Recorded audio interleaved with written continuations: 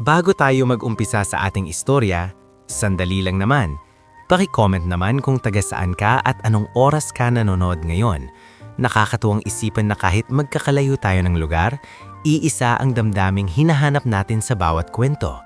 Ang sakit, pag-asa, at ang himalang dumarating sa mga taong halos sumuko na.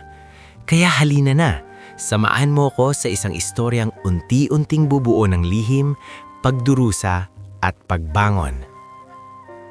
Sa baryo ng San Isidro, ang umaga ay laging nagsisimula sa tila magkakaparehong tunog. Tialok ng manok, kalansing ng mga timba at sigawan ng mga tinderang nag-aagawan sa unang mamimili sa palengke. Ngunit sa isang sulok ng baryo, sa dulo ng maputik na iskinita kung saan nagsasanga ang lumang kanal at mga damong ligaw, may isang maliit na bahay na yero ang bubong at kahoy ang dingding na tila matagal nang sumusuko sa panahon. Doon nakatira ang pamilya Manansala. Si Edric Manansala, 23 anyos, payat ngunit matipuno sa sipag, ay maagang nagising ng araw na iyon.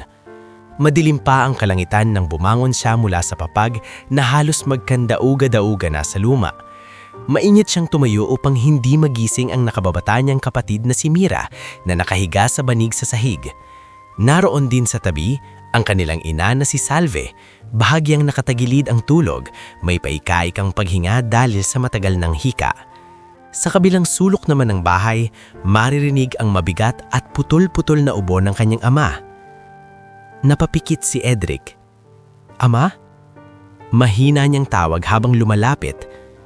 Nakaupo na si Rogelio Manansala sa lumang monoblock chair na may bitak ang isang paa. Dati-rate, malapad ang tindig ng lalaking ito. Kilala noon sa baryo bilang mahusay na mekaniko, matinik sa pyesa, maalam sa makina at kayang magpaandar ng halos anumang bakal na akala ng iba ay patapon na. Ngunit ngayong pumayat na siya at tila nilalamon ng sariling sakit at alaala, mistulan na lamang siyang anino ng dating matatag na ama. "Ayos lang ako," sagot ni Rogelio, bagamat halatang hirap siyang huminga. "Ikaw, maaga ka na naman. May karga ako mamaya sa palengke. Pagkatapos doon, dadaan ako kay Mang Isko sa welding shop. Baka may ipagawa." Tumanggo si Rogelio. "Mag-iingat ka. Huwag kang papayag na kulangin sa bayad." Napangiti ng mapait si Edric. "Parang may pagpipilian po tayo, ama." Hindi sumagot si Rogelio. Sa halip ay tumingin ito sa luma at kalawanging electric fan na mahina ang ikot na para bang may malayo itong iniisip na hindi maabot ng sino man sa loob ng bahay. Lumabas si Edric upang magsalok ng tubig. Habang patungo siya sa poso, nadaanan niya ang grupo ng mga kapitbahay na maagang nagkakape sa tapat ng tindahan ni Aling Beting, isang babaeng kilalang mas mabilis pa ang dila kesa sa isip. Katabi nito si Tomas Bagtas na halos araw-araw ay may opinyon sa buhay ng iba kahit ni sariling tricycle hindi mabayaran ng hulog. Naroon din si Junie Ladera, isang binatang tambay na laging may handang tawa tuwing may pwedeng laitin. "Oh, Edric," malakas na tawag ni Tomas. "Maaga ka yata. Baka naman yumaman ka na sa kakababuhat." Nagpatuloy lang si Edric sa paglalakad. Ngunit hindi tumigil si Aling Beting. "Hayaan mo na, Tomas, sipag lang ang puhunan niyan. Kasi kung aasahan niya ang ama niya, aba, wala talagang mangyayari." Nagtawanan ng tatlo. Humigpit ang hawak ni Edric sa timba pero hindi siya lumingon. Sanay na siya. Simula pagkabata, ganito na halos ang naririnig niya. Noong malakas pa ang kanyang ama, hindi sila pinapansin ng tao dahil abala ito sa trabaho. Ngunit nang magsimulang humina si Rogelio at mawalan ng regular na hanap buhay, para bang unti-unti ring binura ng baryo ang respeto sa kanilang pamilya. Pagbalik niya sa bahay, nadatanan niyang gising na si Mira at nag-aayos ng mga sinampay na hindi pa tuluyang natutuyo. "Kuya," mahina nitong sabi, "may pasok sana ngayon sa review sa school, pero baka wag na lang." Natigilan si Edric. "Bakit?" "Wala na tayong pamasahe at saka may utang pa raw tayo kay Aling Cora sa tindahan." Napalunok si Edric. Alam niyang matalino si Mira. Kahit hirap sila, pilit nitong pinagpapatuloy ang pag-aaral, Ngunit ilang beses na rin nangyari na napuputol ang pagpasok nito dahil kulang sila sa pagkain, pamasahe o pambayad sa proyekto. Papasok ka. Mariin niyang sabi. Ako na ang bahala. Kuya, wag na. Alam ko namang... Sabi ng papasok ka. Tumahimik si Mira. Ngunit sa mukha nito, malinaw ang lungkot at hiya.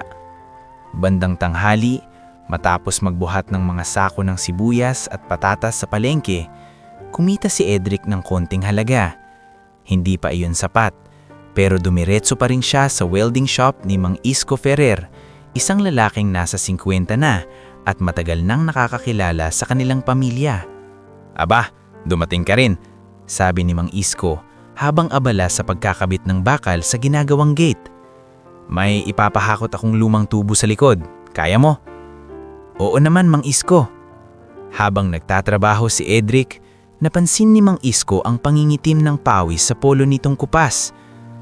Napapadalas yata ang ubo ng tatay mo, tanong ng matanda. Hindi agad sumagot si Edric. Maya-maya'y tumanggo siya.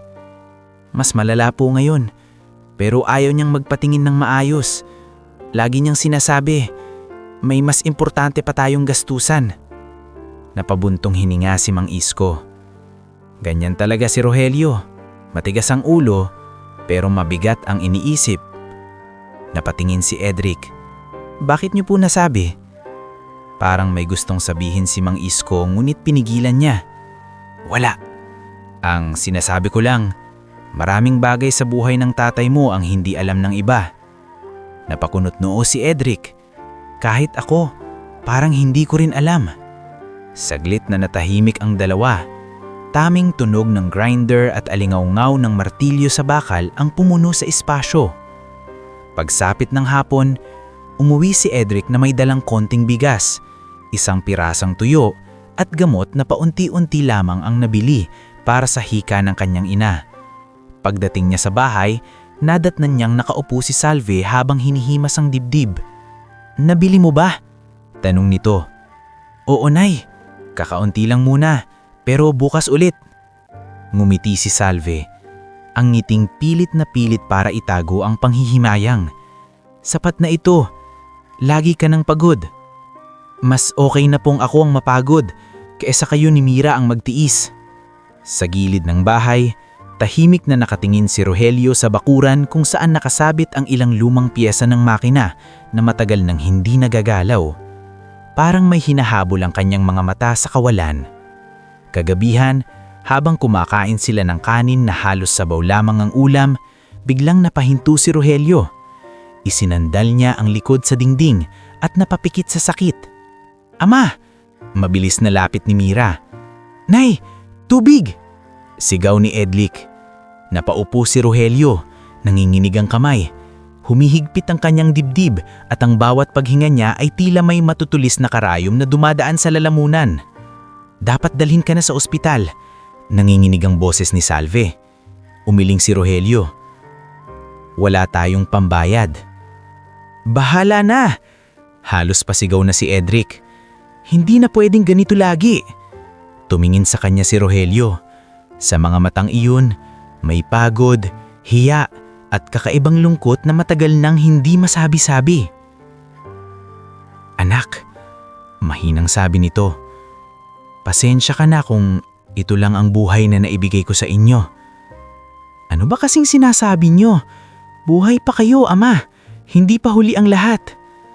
Ngunit imbes na gumaan, mas lalo pang nalungkot ang tingin ni Rogelio. Parang gusto nitong magsalita pero may pader sa pagitan ng isip at bibig. Makalipas ang ilang araw, lalong humina ang matanda. Hindi na halos makatayo ng diretsyo, hindi na rin makalabas ng bahay. Ang dating rumararong mag-ayos ng makina, ngayoy hirap nang humawak ng kutsara. Si Edric ay halos mabaliw sa kakahanap ng uutangan. Nilapitan niya sina Aling Cora, Mang Tibo at maging si Tomas Bagtas, pero bawat isa ay may dahilan o mas masakit pa, may mapanlait na sagot. Hindi naman sa madamot ako, Edric, pero kung ako sa'yo, tanggapin mo na lang. Matanda na ang tatay mo, baka mas lalo lang kayong mabaon. Umigting ang panga ni Edric. Hindi ko hiningi ang opinyon mo. Anong gusto mo? Pera? Wala ako nun para sa mga taong wala namang maibabalik. Naglakad palayo si Edric bago pa siya makagawa ng bagay na pagsisisihan niya. Sa gabing iyon, tila alam na ni Rogelio ang papalapit na katapusan. Tinawag niya si Edric habang mahimbing nang natutulog sina Salve at Mira. "Umupo ka rito," sabi niya. Umupo si Edric sa tabi ng higaan. "Anak, hindi lahat ng minana ay ginto. Hindi lahat ng mukhang luma ay wala ng silbi." Napakunot noo si Edric. "Ama, magpahinga na po kayo. Pakinggan mo ako." Hinawakan ni Rogelio ang kanyang pulsuhan. Mahina ang kamay nito, pero may bigat ang huli niyang lakas.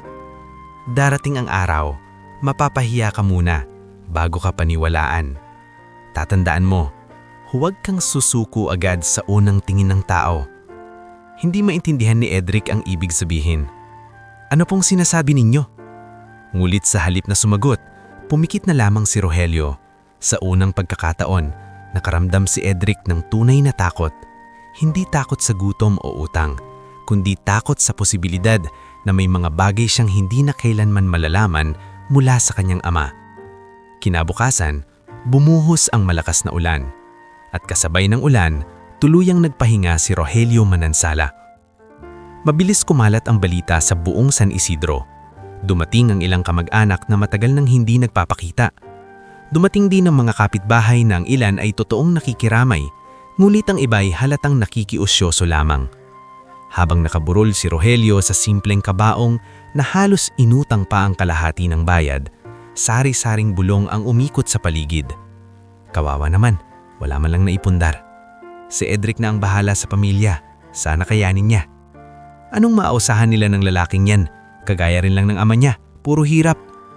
Naririnig ni Edric ang lahat, ngunit pinipili niyang manahimik. Sa bawat dasal, sa bawat kandilang sindi, sa bawat yapag ng taong nakikiramay, mas ramdam niya ang bigat ng responsibilidad na iniwan ng ama. Ngunit hindi niya alam, ang kamatayan ni Rogelio ay hindi pa dulo ng kanilang pagsubok. Dahil pagkatapos ng libing, saka pa lamang tuluyang dudurugin ang tingin ng mga tao sa naiwan nito. At sa anyo ng isang luma, kupas, halos punit-punit na notebook, magsisimula ang sikreto na kayang baguhin ang buhay nilang lahat. Bago tayo mag-umpisa sa susunod na bahagi ng ating istorya, gusto ko munang magpasalamat sa lahat ng patuloy na nakikinig. Nakakatuwang isipin na sa bawat lugar na pinanggagalingan ninyo at sa bawat oras na pinipili ninyong manood, may isang kwentong sabay-sabay nating dinadala sa dibdib. Kaya kung handa ka na, samahan mo akong buksan ng pintuang matagal nang isinara ng takot, kahihiyan at lihim na hindi dapat nalibing kasama ng isang ama. Mabingat ang hangin sa bahay ng mga manansala matapos ang libing ni Rogelio. Parang may naiwan pa ring lungkot sa bawat sulok ng kanilang munting tahanan.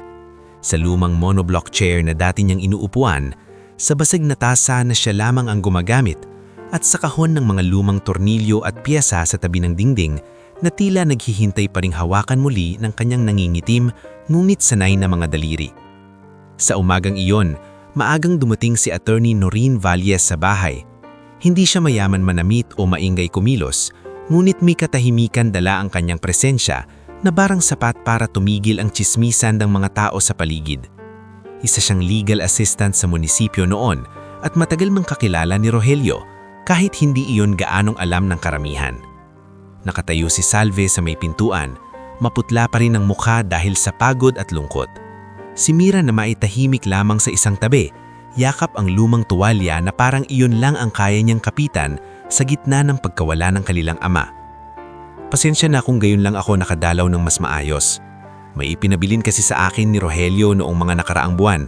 Sabi niya, kapag dumating ang panahon at wala na siya, dapat kong personal na iabot ito sa inyo. Napatingin si Edric. Ano po yun? Tanong niya. Mula sa dalang tote bag, dahan-dahang inilabas ni Attorney Noreen ang isang bagay na binalot sa manipis na plastik. Lumang-luma na ito, kupas ang kulay, at tila ilang dekada nang natutulog sa alikabok. Isang notebook. Sa unang tingin pa lang, bumigat na agad ang pakiramdam ni Edric. Yun lang ba? Hindi lupa, hindi pera, hindi dokumento ng bahay, hindi kahit anong maaring ipambayad sa gamot ng kanyang ina o pangtustos sa pag-aaral ni Mira. Notebook lang. Eksakto sa mga oras ding iyon, tila sinadya ng tadhana na may mga kapitbahay na nakatambay sa labas ng bakuran. Isa na roon si Aling Betting na kahit bagong patay pa lamang ang kanilang ama ay hindi pa ring mapigilan ng bibig. Ano raw ang iniwan? Pabulong ngunit sapat ang lakas para marinig sa loob. Baka titulo ng yaman, sabi ni Junie Ladera sabay pigil ng tawa. Nang maaninag nila ang notebook sa kamay ni Atty. Norin, tuluyan nang kumawala ang kanilang pangungutya. Ayun na pala, malakas na sabi ni Tomas Bagtas. Pamana ng dakikang Rogelio, lumang kwaderno. Aba Edric, pwede mo yang ibenta sa junk shop. Nagtawa na ng ilan sa labas. Namula ang mukha ni Mira sa hiya. Napayuko si Salve at halatang gustong maiyak. Si Edric na may tila binuhusan ng mainit na tubig mula ulo hanggang paa. Hindi dahil sa notebook mismo, kundi dahil sa pakiramdam na sa mismong araw na iyon ay muli na namang hinubaran ng dignidad ang alaala ng kanyang ama. Anak, mahinang tawag ni Salve. Ngunit hindi siya sumagot. Lumapit niya ang mesa, marahas na ibinagsak roon ng notebook at napahilamos sa mukha. Ito lang pala, nanginginig ang boses niya. Ito lang ang natira. Habang buhay tayong naghirap, habang buhay siyang may mga sinasabi na parang may malalim na dahilan ng lahat. Tapos ito lang. Tahimik si Atty. Norin. Hindi siya nagalit. Hindi rin siya nagmadaling depensahan ng yumao. Nagsalita lamang siya ng bahagya nang humupa ang bugso ng damdamin ni Edric. Bago siya mawalan ng lakas, sabi niya, 2 beses akong pinuntahan ni Rogelio. Hindi siya madaldal, pero malinaw ang bilin niya. Ano man ang isipin ng iba, huwag na huwag mong itatapon ng notebook na yan. Sabi niya, darating ang araw, mauunawaan din ni Edric kung bakit iyon lang ang kaya kong iwan. Napakpit si Edric. Mas lalo siyang nasaktan sa mga salitang iyon. Dahil kung totoo mang may ibig sabihin ng notebook, bakit hindi ito sinabi ng mas maaga? Bakit kailangan pang mamatay ng kanyang ama na parang isang talon ng kinutyan ng buong baryo? Baka naman may mahalagang laman, maingat na sabi ni Mira kahit halatang hindi rin sigurado. Napatingin si Edric sa kanya, saka sa notebook. Ang itsura nito ay talagang ordinaryo. Kupas na ang karton sa pabalat, may punit sa gilid, ang spiral wire ay kalawangin. May bahagi pang basa na parang minsang natuluan ng ulan o natalsikan ng mantika. Hindi niya ito binuksan. Hindi pa. Sa halip ay iningat niya iyon at dinala sa may sulok ng bahay, sa ibabaw ng lumang kaban kung saan nakapatong ang ilang damit ng kanyang ama. Bahala na muna yan, matigas niyang sabi. Lumipas ang maghapon na hindi muling nahawakan ni Edric ang notebook. Nagpunta siya sa palengke upang maghanap ng pagkakakitaan, ngunit tila bawat matang nakasalubong niya ay may dalang pangungutya. May ilan na tunay na nakikiramay, ngunit mas maingay ang mga naghahanap ng balita kaysa sa mga handang umalalay. Sa tapat ng tindahan ni Aling Cora, narinig pa niyang bumubulong ang 2 babae. Ang akala ko pa naman may itinatago yang si Rogelio. Meron nga, lumang notebook. Muli na namang nagtawanan ng ito. Nagpatuloy si Edric sa paglalakad, ngunit sa dibdib niya ay may kung anong kumikirot na hindi simpleng galit. Para iyong sama ng loob na pinaghalong hiya, pagod at panghihinayang. Gusto niyang magalit sa buong baryo, gusto rin niyang magalit sa ama niya, ngunit higit sa lahat, galit siya sa sarili niya dahil kahit patay na si Rogelio, hindi pa rin niya ito lubusang maintindihan. Paggabi, bumalik siya sa bahay na walang gaanong dalang pera. Nakita niyang hinihiga na naman ang kanyang ina. Si Mira na may tahimik na nakaupo sa may lampara, hawak ang dating notebook niya sa paaralan, ngunit walang gana sa review. Kuya, huwag kang masyadong mag-isip, baka sumama lang ang loob mo. Hindi siya agad sumagot. Umupo siya sa tabi ng dinding at pinagmasdan ang kanilang munting tahanan, ang bubong na may tulo kapag umuulan, ang mahinang ilaw na halos hindi umabot sa kusina, ang mga pinggang magkakaiba ng pares, ang lumang banig, ang maliit na lalagyan ng gamot na paubos na naman. Biglang pumutok ang dibdib niya sa bigat. Paano ako hindi mag-iisip, Mira? Paos niyang sabi, "Si Nay may sakit.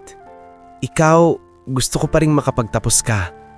Tapos si Ama, Huminto siya, saka napayuko. Hanggang huli, parang palaisipan pa rin ang iniwan niya sa atin. Narinig niya ang marahang pag-ubo ni Salve mula sa higaan.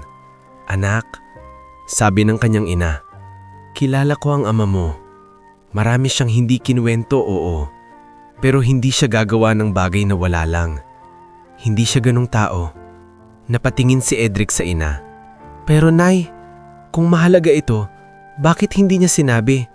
Bakit hinayaan niyang pagtawanan siya? Bakit hinayaan niyang pagtawanan tayo?" Namasa ang mga mata ni Salve. Dahil may mga pasaning hindi niya kayang ilagay sa balikat mo noon.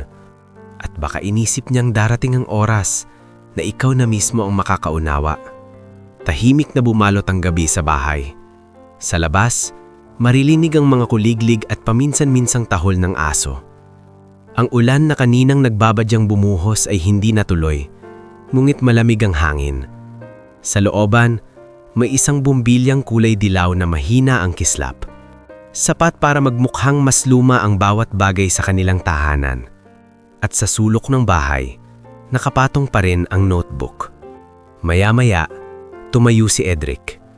Walang imik siyang naglakad palapit sa kaban. Kinuha ang notebook at dinala sa mesa. Umupo siya. Si Mira ay otomatikong lumapit at umupo rin sa tapat niya. Maging si Salve ay bahagyang bumangon para lamang makatanaw. Marahang hinaplos ni Edric ang pabalat. May nakasulat doon, halos hindi na mabasa dahil sa kupas. RM, Personal Notes. RM, bulong ni Mira. Rogelio Manansala? Huminga ng malalim si Edric bago niya dahan-dahang binuksan ang unang pahina. Luma na ang papel, naninilaw at marupok sa gilid. Ngunit buo pa rin ang sulat kamay ng kanyang ama. Maliit, siksik at pamilyar. Ang unang mga pahina ay tila karaniwang tala lamang.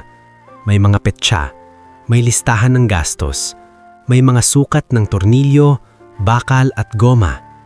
May ilang dibuho ng makina, tila mga piyesa ng water pump o pandurog ng palay. Si mekaniko lang, ibang-iba, mas hindi pangkaraniwan. Patuloy siyang nagbasa. Habang tumatagal, napapansin niyang hindi pangkaraniwang tala ang mga iyon. May mga pahinang detalyado ang sukat ng piston, pressure valve at gear alignment. May mga observation tungkol sa tibay ng materyales. May mga notes tulad ng mas mababang gastos kung local steel ang gamitin, pero dapat palakasin ang joint support. Hindi dapat ganito kabigat. Kung magsasaka ang gagamit, dapat kaya niyang iusog mag-isa. Kapag napaandar ng tama, makakatipid sila sa patubig at oras sa paggiling. Napakunot noo si Edric. Hindi ito sulat ng karaniwang mekaniko lang. Para itong tala ng isang taong bumubuo ng imbensyon. Bumilis ang tibok ng dibdib niya. Mas lalo pa nang mapansin niyang sa pagitan ng 2 pahina ay may nakadikit na lumang sobre. "Kuya," sabi ni Mira. Dahan-dahan niya iyong hinugot. Sa loob ng sobre ay may 3 lumang resibo, isang pirasong litrato na bahagyang kupas, at folded paper na may listahan ng mga pangalan at lugar. Sa litrato, nakita niya ang kanyang ama na mas bata pa, nakatayo sa harap ng isang malaking bakal na makina kasama ang 3 lalaking hindi niya kilala. Sa likod ng litrato, may nakasulat na petsa. Mahigit 20 taon na ang nakalipas. At sa ilalim nito, isang pangalang bumungad sa kanila. Rivas Agricultural Works. Napatingin si Edric kay Salve. "Ano to, Nay?" Biglang nanigas ang mukha ng kanyang ina. Parang may matagal ng libing na alaala na biglang bumalik sa kanyang mga mata. "Matagal ko nang hindi naririnig yung pangalang yan," mahinang sabi nito. "Kilala niyo po?" Hindi agad sumagot si Salve. Sa halip ay napahawak siya sa dibdib. Hindi dahil sa hika, kundi sa tila lumang sakit na muling nagising. "Dati, bago ka pa isinilang, may mga panahon na gabi-gabing wala sa bahay ang tatay mo. Akala ko noon simpleng trabaho lang, pero may mga buwan na sobrang tutok sa kung anong binubuo niya. Tapos isang araw, umuwi siyang sugatan, galit, at tahimik. Simula noon, Parang may malaking bagay sa buhay niya na tuluyan na nang ibinaon. Parang unti-unting lumalamig ang paligid. Muling yumuko si Edric sa notebook at mabilis na binalikan ang mga susunod na pahina. Doon, mas naging kakaiba ang nilalaman. May mga pangalan ng lote, may mga serial number ng makina, may mga petsa ng testing, may mga pirma ng ilang tao, at may mga pangungusap na hindi na simpleng tala, kundi tila pagtatapat ng isang lalaking matagal nang nilamon ng panghihinayang. Hindi nila pwedeng angkinin ang disenyo ko. Kapag may nangyari sa akin, nasa lumang bodega ang unang prototype. Hindi ko man maipaglaban ngayon, sana may araw na maibalik ang totoo. Nanginginig ang mga daliri ni Edric habang binabaliktad ang pahina. At sa dulo ng isang bahagi ng notebook, may sulat kamay na ibang-iba ang bigat. Parang hindi na iyon notes, kundi mensahen iniwan ng isang amang alam na baka hindi niya na maaabutan ang tamang oras. Para kay Edric, kung binabasa mo ito, ibig sabihin, wala na ako. Huwag mong isipin na itong notebook ay basura lang na iniwan ko dahil wala akong may pamana. Ito ang tanging bagay na hindi nila nakuha sa akin. Nandito ang katotohanan kung paano tayo nawalan ng dangal at kung paano natin ito mababawi. Huwag mong ibebenta. Huwag mong ipapakita agad sa kung sino-sino. Basahin mong mabuti. Ang lihim na ito ang magpapabago sa buhay mo. Kung magkakaroon ka ng tapang na harapin ang mga taong sumira sa akin. Napatigis si Edric. Hindi siya agad nakapagsalita. Ang puso niya ay malakas na kumakabog at ang pakiamdam niya ay hindi lamang basta pagkagulat kundi pagkalibot na tila may isang pinto sa nakaraan na biglang bumukas sa harap niya. Notebook lang ang nakita ng iba. Ngunit sa kanyang mga kamay, hawak niya ngayon ang unang piraso ng isang lihim niya posibleng sumira o bumuo muli sa kanilang pangalan. At sa unang pagkakataon mula nang namatay ang kanyang ama, hindi pangungot siya ng mga kapitbahay ang nangingibabaw sa isip niya, kundi ang tanong na matagal nang nakakubli sa katahimikan. Ano ba talaga ang inagaw kay Rogelio Manansala? Bago tayo magpatuloy sa susunod na bahagi ng ating istorya, gusto ko munang anyayahan kang samahan uli ako sa mas lalong paglalalim ng lihim na iniwan ni Rogelio Manansala. Kung ang nakaraang bahagi ay nagbukas ng pinto sa isang katotohanang matagal nang itinago, ang bahaging ito naman ang unti-unting maglalapit kay Edric sa unang sinag ng pagbangon. Hindi pa sa tagumpay, kundi sa masakit mulit mahalagang pagharap sa totoo. Kaya kung handa ka na, simulan na natin ang bahaging mas bubuo sa pangalan ng isang amang pinagtawanan noon at sa anak na wala ng ibang pagpipilian kundi lumaban. Matagal na nakatitig si Edric sa huling linyang iniwan ng kanyang ama sa notebook. Parang kahit nakasara na ang pahina, hindi pa rin niya maalis sa isip ang mga salitang iyon. Ito ang tanging bagay na hindi nila nakuha sa akin. Hindi na niya namalayang ilang minuto na pala ang lumipas. Tahimik ang buong bahay maliban sa paminsan-minsang pag-ubo ng kanyang ina at sa mahinang lagitik ng lumang orasan sa dingding. Si Mira ay nakasandal sa mesa, tila hindi rin makapaniwala sa mga nabasa nila. Si Salve naman ay nakatitig sa kawalan na para bang isa-isang bumabalik sa kanya ang mga alaala ng panahong pilit niyang kinalamutan para lamang mabuhay ng payapa. Ano pong ibig sabihin nito, Nay? Basag ni Edric sa katahimikan. Parang hindi lang basta trabaho ang nawala kay ama noon. Huminga ng malalim si Salve bago magsalita. Noong mga unang taon naming mag-asawa, masigla ang tatay mo. Kahit pagod galing sa talyer, may oras pa rin siyang magsulat sa gabi. May mga papel, sukat, guhit ng makina. Akala ko noon, pangarap lang iyon ng isang lalaking gustong makagawa ng bagay na makakatulong sa mga magsasaka. Hindi ko alam na may mga taong handang umagaw ng pangarap ng iba. Bakit hindi niyo sinabi sa amin? Tanong ni Mira. Dahil pagkatapos ng mangyari, nagbago ang tatay ninyo. Para siyang natakot. Hindi takot para sa sarili niya, kundi para sa atin. Napayuko si Edric. Sa unang pagkakataon mula nang namatay ang kanyang ama, tila unti-unti nang nag-iiba ang anyo ni Rogelio sa isip niya. Hindi na lamang ito ang lalaking tahimik, may sakit at laging may mga salitang hindi mahirap unawain.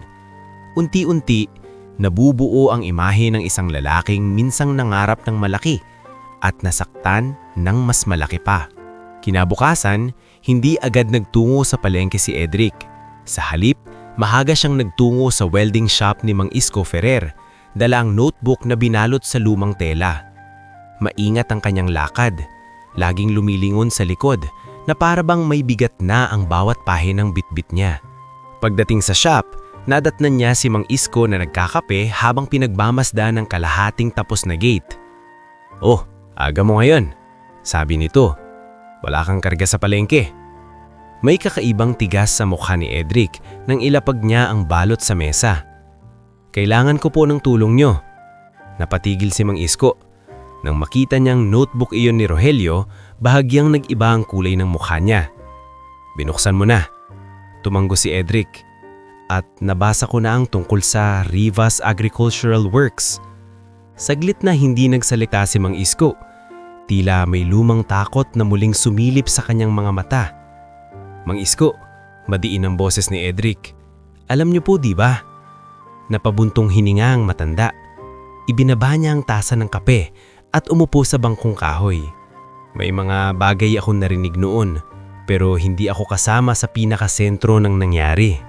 Ang alam ko lang, may ilang taong humanga sa talino ng tatay mo, lalo na nung makabuusan ang prototype ng makinang pangtubig at pandurog ng ani.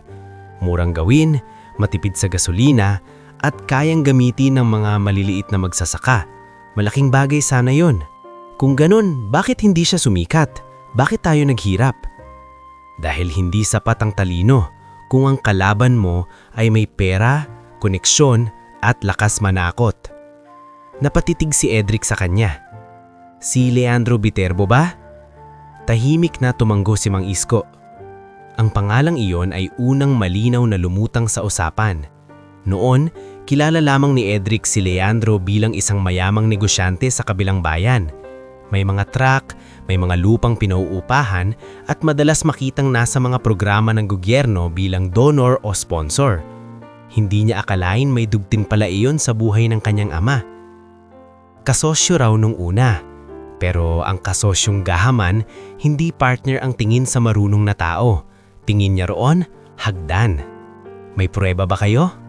"Wala akong hawak, pero may isang tao na baka mas marami ang alam." "Sino po?" "Si Teacher Lyneth Sarmiento." Nagulat si Edric. "Teacher Lyneth? Ang guro ko nung high school?" "Oo, hindi mo ba alam? Pamangkin siya ng dating caretaker ng lumang hasyenda kung saan minsang nagsagawa ng testing ang grupo ni Rogelio. Bata pa siya noon, pero matalas ang mata ng babaeng yon, at higit sa lahat, marunong siyang magtanda ng mga pangalan at detalye." Hindi na nag-aksaya ng oras si Edric. Bandang tanghali, nagtungo siya sa bahay ni Teacher Lyneth, isang maliit ngunit maayos na bahay malapit sa eskwelahan. Nabungaran niya ang guro na nagdidilig ng mga halaman. "Edric, pagtataka nito, napadalaw ka." "Ma'am, kailangan ko po sana ng tulong. Tungkol po ito kay tatay." Nang marinig ang pangalan ni Rogelio at makita ang notebook, tila naging mas seryoso ang mukha ni Teacher Lyneth. Pinasok nito siya sa loob at pinaupo sa sala. "Sabihin mo." Isa-isang kinuwento ni Edric ang mga natuklasan nila. Ang sobre, ang litrato, ang pangalang Rivas Agricultural Works, ang sulat ni Rogelio para sa kanya, at ang hilalang may malaking pandarayang nangyari noon. Tahimik na nakinig si Teacher Lyneth. Pagkatapos, dahan-dahan itong tumayo at lumapit sa lumang kabinet. Mula roon ay kumuha siya ng kahon na may papel, lumang dyaryo at ilang folder. "May ilang bagay akong itinago, hindi dahil alam kong darating ka, kundi dahil may mga pangyayaring hindi ko maatim na basta mawala na lang sa hangin." Binuksan niya ang isang lumang folder at inilabas ang isang kupas na clipping mula sa lokal na pahayagan. "Naaalala ko ito," sabi niya. May inilunsad noon na maliit na demonstrasyon para sa isang bagong makinang pambukid. Ang balita, may local innovator daw mula San Isidro na nagtatrabaho kasama ng isang negosyanteng si Leandro Viterbo. Pero ilang linggo lang ang lumipas, nawala sa usapan ang pangalan ng innovator. Ang naiwan na lang sa artikulo, si Leandro. Mabilis na kinuha iyon ni Edric at binasa. Totoo. May maikling artikulo tungkol sa isang machine demo sa lumang Hacienda Rivas. Hindi nabanggit ng buo ang pangalan ng inventor, ngunit may linyang nagsasabing isang mekanikong tubong San Isidro. Sa sumunod na artikulo, wala na ang linyang iyon. Si Leandro na lang ang sentro ng lahat. May iba pa po ba? Tanong ni Edric. Tumanggo si Teacher Lyneth. May naaalala ang tsuhin ko noon tungkol sa isang lumang bodega sa gilid ng hasyenda. Hindi iyon laging binubuksan, pero may mga gabing may dumarating na truck, may inilalabas at may itinatagong kyesa. Pagkatapos ng alitan, bigla na lang huminto ang lahat. Parang may umilaw sa isip ni Edric. Ang prototype, bulong niya. Sabi sa notebook, nasa lumang bodega ang unang prototype. Napatingin si Teacher Lyneth sa kanya. Hindi ka ba nag-iisip na delikado iyan? Mas delikado pong hindi ko alamin ang totoo. Pag-uwi niya sa bahay, agad niyang ikinuwento kina Salve at Mira ang nalaman. Habang nagsasalita siya, ramdam niyang unti-unting napapalitan ng layunin ang bigat ng dalamhati. Hindi pwedeng hanggang dito lang, sabi niya. Kung totoo ang lahat ng ito, hindi basura ang iniwan ni Ama, katotohanan ito. Napatayo si Mira. Sasama ako. Huwag, mabilis na sagot ni Edric. Kuya, pamilya rin niya ako. Hindi lang ikaw ang may karapatang ipaglaban ng pangalan ni Ama. Natahimik siya. Si Salve, kahit halatang kinakabahan, ay nagsalita rin. Hindi ko kayo mapipigilan, pero mag-iingat kayo. Kung totoo ngang may malalaking taong sangkot dito noon, hindi basta-basta natutulog ang mga lihim nila. Kinabukasan, madaling araw pa lamang ay nagtungo na sina Edric at Mira sa lumang bahagi ng hasyenda kasama si Teacher Lyneth bilang gabay. Ang lugar ay halos nilamon na ng damo at panahon, sirang bakod, kalawangin ng lumang gate, may bahagi ng kamalig na gumuhuna. Sa malayo, tila nakatayo pa rin ng isang bodega, madilim, tahimik at halos nakatakpan na ng gumagapang na halaman. Iyan, sabi ni Teacher Lyneth habang nakaturo. Kung tama ang alaala ko, diyan dinadala ang mga gamit noon. Napalunok si Edric. Habang papalapit sila, pakilamdam niya ay bawat yabag ay papasok siya hindi lamang sa lumang gusali, kundi sa mismong nakaraan ng kanyang ama. Nang narating nila ang pinto, nakita nilang kalawangin na ang kandado. Gumamit si Edric ng bakal na dala. Ilang pilit, ilang ungol ng lumang metal at sa wakas ay bumigay ang kandado. Dahan-dahang bumukas ang pinto. Bumungad sa kanila ang amoy ng alikabok, kalawang at matagal ng pagkakakalungkot. Sa loob, may mga sirang kahon, lumang drum at mga nakasapin na tarpalin. Gulit sa likod ng mga iyon, may hugis na agad nagpintig sa dibdib ni Edric. Isang makinang halos kalahati ay natatakpan ng tela at alikabok, ngunit halatang hindi ordinaryong kagamitang lamang. Lumapit siya. Nang inalis niya ang tarpalin, unti-unting lumitaw ang metal na katawan ng lumang prototype. May kakaibang disenyo, may mga piyesang tugma sa mga sketches sa notebook at sa isang tagong bahagi ng gilid may nakaukit na 2 titik. R.M. Napahawak si Edric sa makina. Hindi siya agad nakapagsalita. Si Mira naman ay napatakip sa bibig. Kuya, gawa talaga ito ni Ama.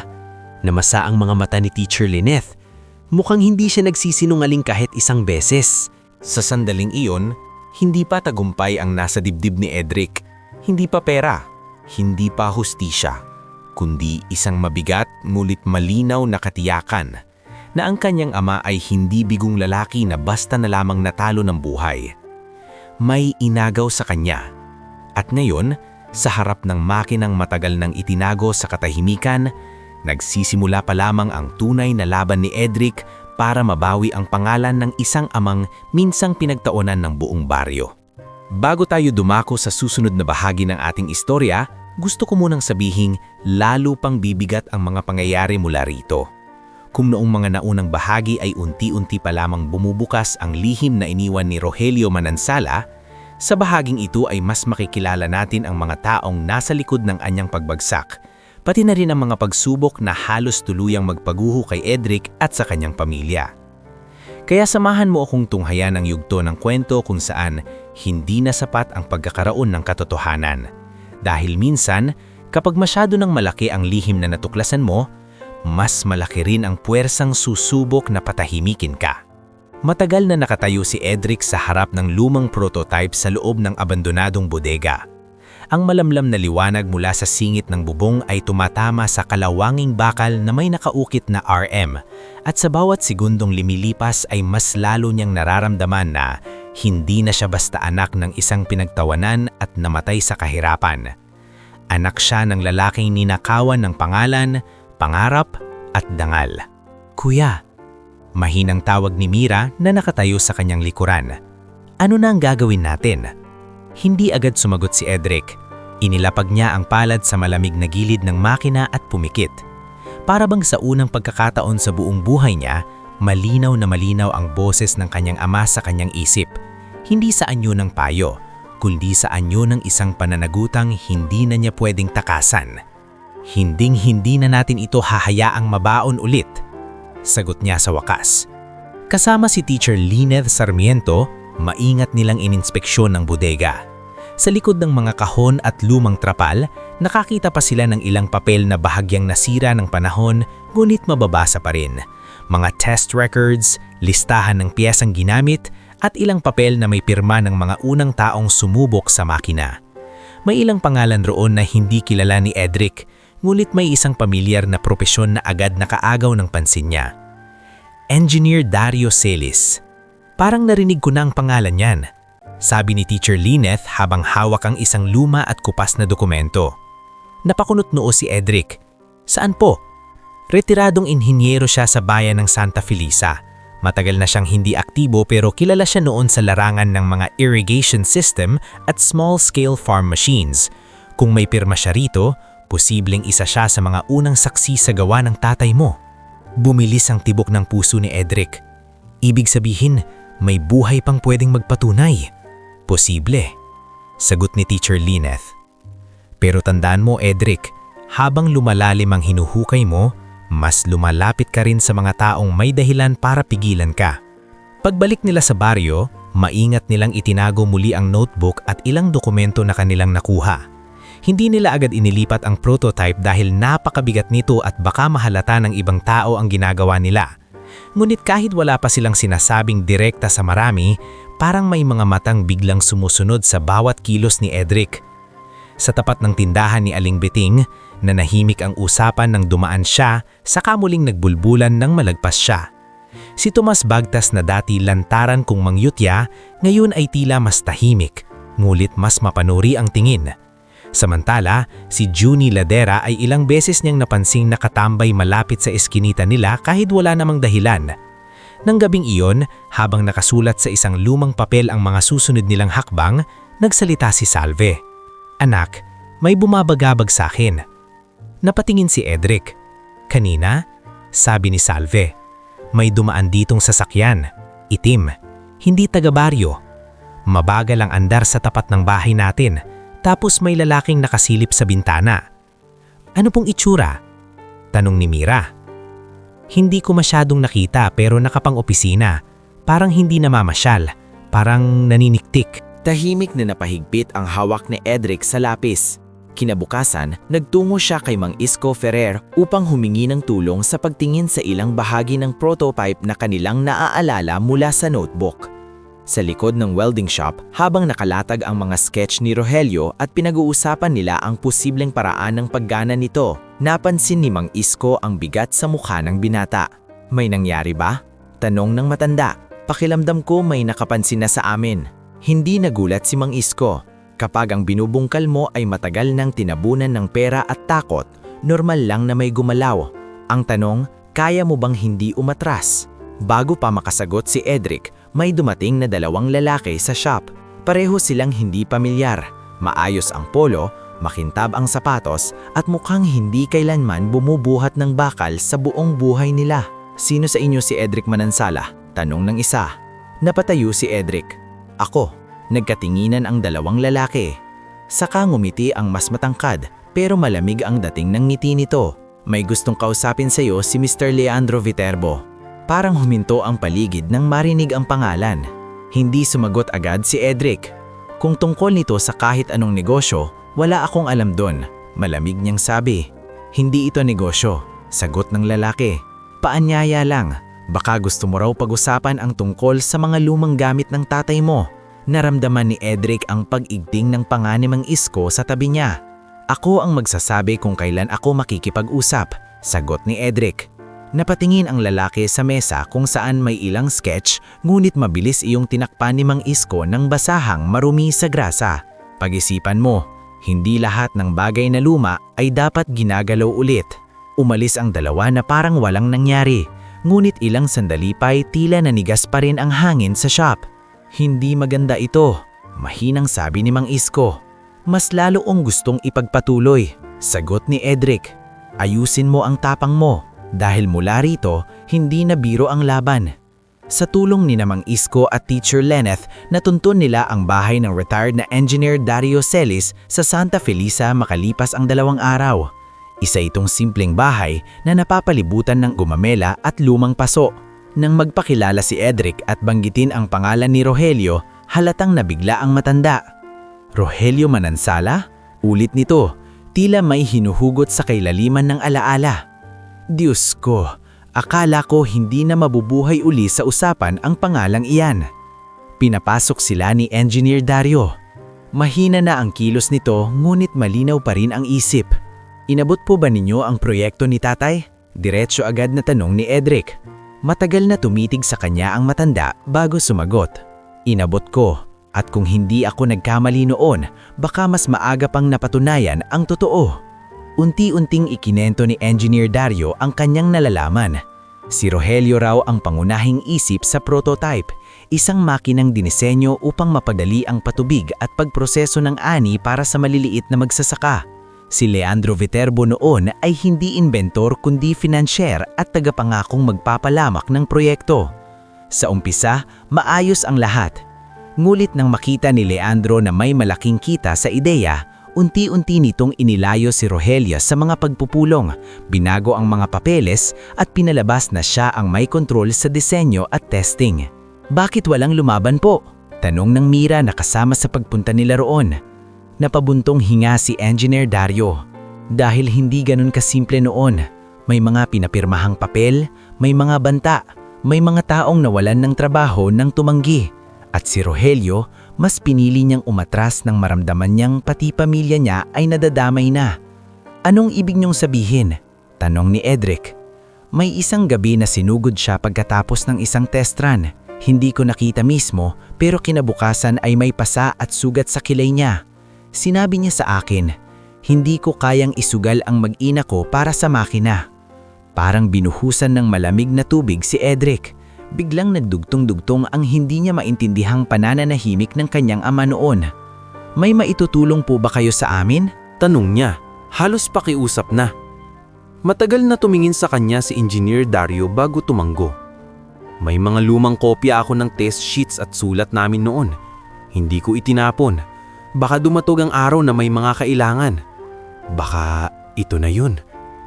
Pag-uwi nila, pakiramdam ni Edric ay mas mabigat ngulit mas malinaw ang kanyang dala. Hindi lang sila may notebook at prototype. May testigo na rin silang buhay at mga lumang papeles na maaaring magpatibay sa laban. Ngulit habang lumalakas ang kanilang ebidensya, lalo ring dumidilim ang paligid nila.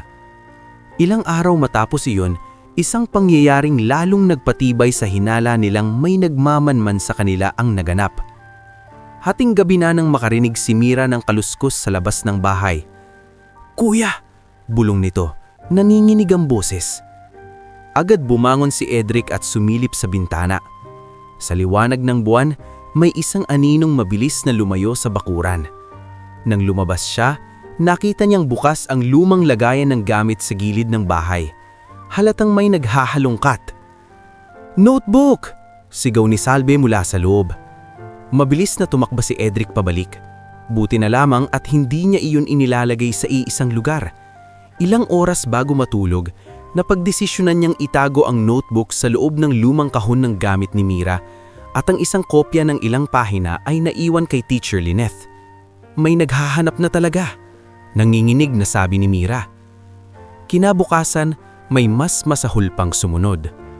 Tinawag si Edric ni Mang Isko sa welding shop ng madaling araw. Pagdating niya roon, halos mawalan siya ng hininga. Ang isang bahagi ng likurang bodega ng shop ay sinunog. Hindi man tuluyang natupok ang buong lugar, sapat iyon para masira ang ilan sa mga piyesang inihahanda nila para sa pagre-reconstruct ng prototype. Sinadya ito, madiing sabi ni Mang Isko habang pinagmamasdan ang nasunog na sulok. Hindi short circuit, may amoy pa ng gasolina kagabi. Namlamig ang dugo ni Edric. Ngulit ang mas tumarak sa kanya ay nang marinig niyang muntik palang madamay si Mira. Nagpunta kasi ito roon ng gabing iyon upang iabot ang pagkain ni Mang Isko at halos hindi na nakalabas agad nang biglang may umuusok sa likod. "Kasalanan ko to," bulong ni Edric, nanginginig sa sarili. "Hindi," sagot ni Mira kahit namumutla pa rin. "Kasalanan ito ng mga duwag na gustong takutin tayo." Sa gitna ng lahat ng iyon, may dumating pang mas mabigat na dagok.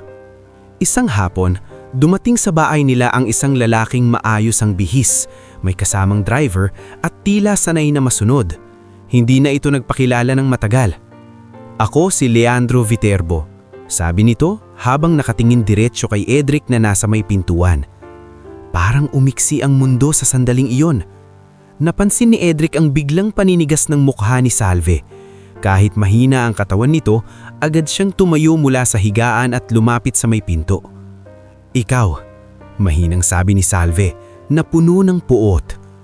Ngumiti si Leandro, ngunit walang init ang mga mata.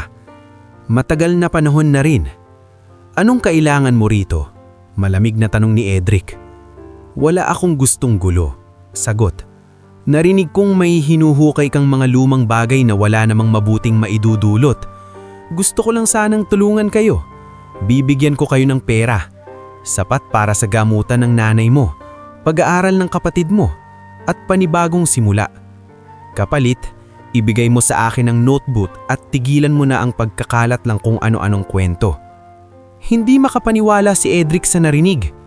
"Ang tawag mo dun tulong?" matigas niyang sabi. "Ang bilhin kami para matahimik?" "Tinatawag ko yung praktikalidad," sagot ni Leandro. "Ang tatay mo hindi marunong maging praktikal, kaya ayan ang sinapit niya." Hindi na napigilan ni Salve. "Lumayas ka sa bahay namin!" sigaw nito, sabay ubo. "Ikaw ang sumira sa asawa ko!" Bahagyang nawalan ng ngiti si Leandro. Lumapit ito ng kaunti at marahang nagsalita, nguit mas nakakatakot ang lamig ng tono nito. "Mag-ingat kayo sa pagpili ng kalaban. Hindi lahat ng laban kayang tapatan ng galit lang." Pag-alis nito, matagal na hindi nakapagsalita si Edric. Ngunit sa halip na madurog, parang lalo lamang tumigas ang kanyang loog. Dahil malina na sa kanya ngayon kung sino ang tunay na kontrabida sa buhay ng kanyang ama at kung gaano kalayo ang kayang gawin ng lalaking iyon para manatiling nakabaon ang katotohanan. Ngunit may isa pa pala siyang hindi inaasahan. Dahil habang inakala niyang sa labas lamang nagmumula ang pagtataksil, hindi pa niya alam na may isang taong may dugong manansala rin ang tahimik nang nakikipag-usap kay Leandro sa likod ng kanilang mga likuran. Bago tayo magpatuloy sa bahaging ito ng ating istorya, lalo lamang iigting ang mga pangyayari mula rito. Kung sa nakaraang bahagi ay nasilayan natin ang tunay na mukha ng lalaking sumira sa buhay ni Rogelio Manansala, ngayon naman ay mas makikilala natin ang lalim ng kataksilan at ang unang malalaking hakbang ni Edric sa pagbawi hindi lamang ng pangalan ng kanyang ama, kundi ng kinabukasang matagal nang ipinagkait sa kanilang pamilya. Kaya samahan mo akong tunghayan ang bahaging ito ng kwento, kung saan ang sugat ng nakaraan ay muling bubuka, ngunit sa parehong pagkakataon magsisimula ring humilom sa pamamagitan ng tapang, talino at katotohanan. Hindi agad nakatulog si Edric nang gabing umalis si Leandro Viterbo sa kanilang bahay. Nakaupo lamang siya sa may pintuan, siko sa tuhod, at magkahawak ang dalawang kamay na parang pinipigilan ng sariling sumabog sa galit. Sa loob ng bahay, mahina ang ubo ng kanyang inang si Salve. At sa isang tabi namay, tahimik na gising pa rin si Mira, halatang hindi rin mapalagay. Sa bawat pag-ihip ng hangin sa yero, bumabalik sa isip ni Edric ang lamig ng boses ni Leandro. Ang tatay mo hindi marunong maging praktikal, kaya ayan ang sinapit niya. Parang lason ang mga salitang iyon. Hindi lamang dahil mayabang ang pagkakasabi, kundi dahil malinaw na malinaw sa tono ng lalaki na hindi pa rin ito nagsisisi kahit katiting. Para kay Leandro, ang buhay ni Rogelio ay isa lamang tapos ng usapin. Isa lamang hadlang na noon pa man ay matagumpay na niyang naitaboy. Ngunit para kay Edric, Doon pa lamang tuluyang nagsisimula ang tunay na laban. Kuya, mahinang tawag ni Mira habang lumalapit sa kanya. Kailangan na nating dumoble sa ingat. Tumanggo si Edric ngunit hindi agad nagsalita. Ayoko na kayong madamay pa, anin niya sa wakas. Ano bang akala mo sa amin? Sagot ni Mira bagamat mababa ang boses. Na kung ikaw lamang lulaban ligtas na kami. Hindi na ganun ngayon. Alam na nilang may hawak tayo. Kung uurong tayo, wala ring mangyayari. Napatingin si Edric sa kanyang kapatid. Sa murang gulang nito, kitang-kita niya ang takot. Pero mas malinaw ang tibay. Noon iniisip niyang si Mira ang tipo ng taong dapat lang niyang protektahan. Ngunit sa mga nakaraang araw, unti-unti niyang nakikita na ang kanyang kapatid ay hindi na batang pwedeng itabi lamang sa gilid ng laban. May sarili na itong tapang at may sarili ring galit para sa amang pinagnakawan ng buhay. Kinabukasan, nagpasya si Edric na ilipat ng ilan sa mga pinakamahalagang dokumento. Ilang pahina mula sa notebook ay kinopya nila ni Teacher Lyneth Sarmiento. Ang mga lumang test record at resibong nakuha sa bodega ay inayos sa magkakahiwalay na sobre. Ang orihinal na notebook ay itinago muna sa ibang lugar malayo sa bahay nila at malayo rin sa welding shop ni Mang Isko Ferrer. Dahil alam nilang parehong lugar ay maaring puntaryahin ng mga taong tauhan ni Leandro. Habang inaayos nila ang dokumento sa bahay ni Teacher Lyneth, biglang napansin ni Mira na may isang pangalang na ulit-ulit lumilitaw sa ilang pahina ng notebook at sa listahan ng mga taong minsang nagdala ng gamit sa bodega. C.M. Manansala. Kuya, sabi ni Mira habang itinuturo ang sulat. Hindi ba pwedeng si Crispin ito? Napakunot noo si Edric. Pinsan ni Ama? Tumanggo si Salve, na noon ay dinala rin nila sa bahay ni Teacher Lyneth para hindi maiwang mag-isa. Si Crispin Manansala lang ang kilala kong may ganyang initial sa panahon iyon. Malapit sila noon ng tatay mo, bago sila nagkaroon ng lamat. Ano pong lamat? Tanong ni Edric. Napabuntong hininga si Salve. Noong nagsisimula pa lang ang proyekto ng tatay mo, may ilang beses na sumasama si Crispin sa mga lakad. Minsan tagahatid ng gamit, minsan utusan. Pero may panahon na biglang hindi na siya pumunta sa bahay natin. Tapos isang gabi, galit na galit ang tatay mo. Ayaw niyang sabihin kung bakit pero paulit-ulit niyang sinabi noon. Iba ang taong duka lang sa taong handang ipagbili ang kaluluwa para sa pera. Parang may malamig na bakal na dumaan sa gulugod ni Edric. Kung tama ang hinala nila, ibig sabihin hindi lamang si Leandro ang nagwasak kay Rogelio. May sarili nilang kamag-anak na maaaring nagbukas ng pinto para mangyari ang lahat. Nang hapong iyon, hindi na sila nagpaligoy-ligoy. Pinuntahan ni Edric si Crispin a kabilang purok ng baryo. Si Crispin Manansala ay nasa edad 40 na, matikas ang tindig at kilalang palabiro sa mga umpukan. Hindi siya mayaman pero halata sa kilos na sanay itong dumiskarte para sa sarili. Nang makita si Edric sa labas ng kanyang bahay, bahagya pa itong numiti. "Oh, iho," sabi nito. "Napadalaw ka. Kumusta kayo?" Hindi ngumingiti si Edric. "May itatanong lang ako." "Ano naman yun?" Hindi na niya pinatagal pa. Inilabas niya ang isang kopya ng papel na may C. Manansala at inilapit kay Crispin. "Ano ito?" Bahagyang nagbago ang mukha ni Crispin, ngunit agad din itong nagkunuling hindi apektado. "Hindi ko alam. Maraming Manansala sa baryo. Pero hindi lahat kasama sa proyekto ni tatay mo noon." Tumahimik si Crispin. "Pinsan mo siya," mas madiin nang sinabi ni Edric. "Kung may alam ka, sabihin mo na ngayon pa lang." Nagkunot noo si Crispin at pumasok ang panlalamig sa boses nito. "Mag-ingat ka sa pagbibintang, Edric. Bata ka pa noong mga panahong yon. Hindi mo alam ang buong kwento. Di sabihin mo." Matagal silang nagtitigan. Sa huli, tumawa si Crispin. Ngunit hindi iyon tawang masaya, kundi tawang may halong pang-iinsulto at pag-iwas. "Ang tatay mo," sabi nito, "masyadong idealistic. Akala niya kapag magaling ka, sapat na yun para manalo." Hindi niya naintindihan na sa mundong ito, hindi hang marunong ang laging nabubuhay, kundi ang marunong makisama. "Makisama o magtaksil?" tanong ni Edric. Biglang tumigas ang mukha ni Crispin. "Hindi ako ang dahilan kung bakit natalo ang tatay mo. Pinili niyang lumaban sa paraang wala siyang laban." Tinulungan mo si Leandro? Hindi sumagot si Crispin, ngunit sapat na ang katahimikang iyon para makuha ni Edric ang sagot. Magkadugo tayo, nanginginig sa galit na sabi niya. Tapos isinugal mo siya? Isinugal? Ulit ni Crispin, saka tumawa ng mababa. Ang totoo, inunahan ko lang siya. Alam kong kapag pumasok si Leandro, may mananalo at may matatalo. Hindi ako kasing tanga ng tatay mo para manatiling mahirap habang may pagkakataong kumita. Hindi na napigilan ni Edric ang paglapit, ngunit bago pa siya makagawa ng masama, lumabas ang asawa ni Crispin at agad siyang pinigilan. Umalis ka na rito, sigaw ng babae. Huminga ng malalim si Edric, nanginginig ang kamao. Araw mo rin, sabi niya kay Crispin. Lahat ng tinago ninyo, ilalantad ko. Pagbalik niya kina Teacher Lyneth, halos hindi na siya maikwento ng maayos ang nangyari, ngunit sa halip na pigilan siya, mas lalo lamang naging determinado ang mga kakampi niya. Kailangan nating mag-isip ng mas maayos. Hindi sapat na alam natin ang totoo. Kailangan nating maipakita ito sa mga taong may kakayahang tumulong sa atin. Nakausap ko na si Engineer Dario Celis. May mga test sheets siya. Pwede ring tumistigo. Maganda, sabi ng Mang Isko na noon na'y dumating din. Pero kulang pa rin kung walang pampublikong presyon. Kailangan may mga mamahayag o may opisyal na hindi basta-basta mabibili. Doon nagsalita si Teacher Lyneth.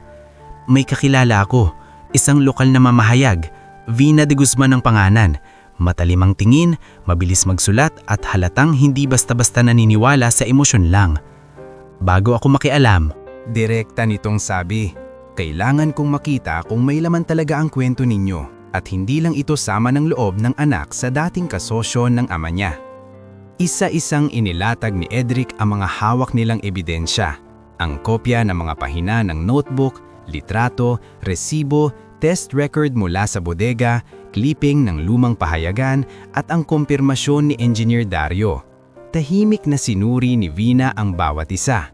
Maya-maya, tumingin ito kay Edric.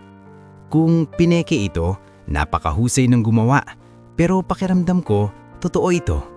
Totoo ito, agad na sabi ni Edric. Tumanggo si Vina. Kung ganon, may dalawang dapat gawin. Una, kailangan natin ng mas malinis na dokumentasyon ng prototype at ng technical comparison kung paano ito kaugnay ng kasalukuyang ginagamit o ipinapakitang modelo ni Leandro. Pangalawa, kailangan nating pumili ng tamang lugar para ilabas ang lahat. Hindi sapat ang chismis sa baryo. Kailangan may entabladong hindi niya agad makokontrol. Doon muling nabanggit ang isang malaking event na matagal nang pinaghahandaan sa lalawigan, isang agricultural expo sa susunod na buwan kung saan inaasahang dadalo ang mga negosyante, kooperatiba, local officials at media. At ayon kay Vina, isa sa mga featured speaker roon ay walang iba kundi si Leandro Viterbo na nakatakdang magpresenta ng sarili niyang Farm Innovation Program. Parang tumigil saglit ang paligid sa narinig ni Edric. Iyon ang araw, bulong niya. Kung gusto mong ilantad siya, sabi ni Vina, doon pinakamalakas ang bagsak. Pero delikado rin iyon. Kapag pumalpak tayo, pwede niyang baligtarin ang kwento at sabihing gusto mo lang mangikil o sumikat. Hindi ako titigil, sagot ni Edric. Sa mga sumunod na linggo, doon nagsimula ang pinakamatinding paghahanda. Sa likod ng nasunog na bahagi ng welding shop ni Mang Isko, nagtayo sila ng mas maingat na lugar para pag-aralan ang prototype. Hindi man nila agad mapagana ng buo, nakita nilang karamihan sa mekanismo ay buo pa at tugma sa notes ni Rogelio. Sa tulong ng ilang paliwanag mula sa notebook at ng payo ni Engineer Dario, nagsimulang mabuo muli sa isip ni Edric ang galing ng kanyang ama. Hindi bilang alamat, kundi bilang konkretong disenyong kayang tumulong sa mga magsasaka. Kasabay niyon, lihim namang nag-iipon si Vina ng background kay Leandro. May ilang lumang transaksyon pala itong may bahid ng irregularidad. May mga dating empleyado ring umalis ng tahimik. Hindi pa sapat para sa isang malaking kaso, pero sapat upang mabuo ang hulma ng isang lalaking sanay maglinis ng sariling pangalan habang dinudumihan ang iba. At habang lumalapit ang araw ng expo, lalo ring umiinit ang tensyon. May mga gabing may umiikot na motor sa tapat ng bahay nila. May mga lalaking nagtatanong sa palengke kung saan daw madalas pumunta si Edric. Minsan pa nga, may isang sobre na iniwan sa may pintuan nila. Walang pangalan, walang sulat, puro larawan lamang ng bahay ni Salve at Mira mula sa iba't ibang anggulo. Panakot nila yan, sabi ni Teacher Lyneth.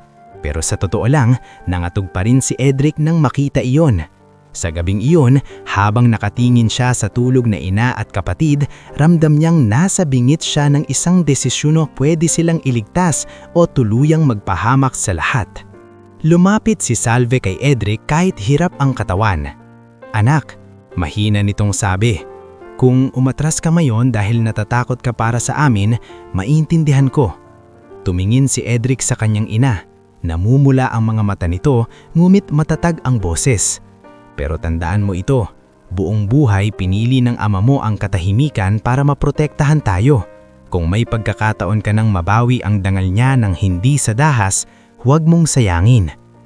"Paano kung may mangyari sa inyo?" "May nangyari na sa amin noon pa," sabi ni Salve sabay hawak sa kanyang pingi. "Namumuhay tayong nakayuko sa hiya na hindi naman atin. Satat na yun." Doon tuluyang tumibay ang dibdib ni Edric. Hindi na ito simpleng laban para yumaman. Hindi na lamang ito tungkol sa notebook. Ito na ngayon ay laban para mabawi ang pangalan ng kanyang ama, ilantad ang mga taong nagkanulo sa dugo at dangal at simulan ang pagbangon ng kanilang pamilya sa paraang hindi na muling maikakahon sa takot. At habang lumalapit ang araw ng Agricultural Expo, malinaw na sa kanyang isip ang gagawin. Ihaharap niya ang katotohanan sa mismong entabladong pinili ni Leandro para purihin ang sarili nitong kasinungalingan.